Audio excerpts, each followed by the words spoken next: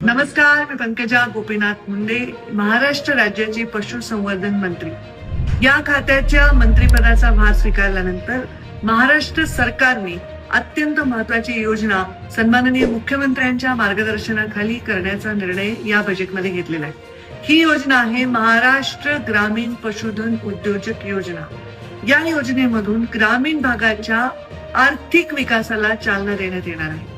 ग्रामीण भागातील आतापर्यंत जे कोणी पशुधन सांभाळणारे आमचे पशुपालक होते त्यांना आता फार मोठ्या प्रमाणामध्ये सरकार त्यांच्या पाठीशी उभं राहून उद्योजक बनवणारी ही योजना आहे. आता ते नुसते उत्पादक राहणार नाहीत तर ते उद्योजक बनणार आहे. यामुळे स्थलांतर रोखलं जाणार आहे. शहरीकरणावर वेगळ्या पद्धतीने सकारात्मक परिणाम होणार आहेत. ग्रामीण भागातील जीनची पॅन्ट टी शर्ट घातलेला गॉगल घातलेला तरुण हा उद्योजक बनणार आहे. शेती आणि शेतीपूरक व्यवसाय करण्यासाठी त्याला अजिबात मागे पुढे बघायची गरज नाही.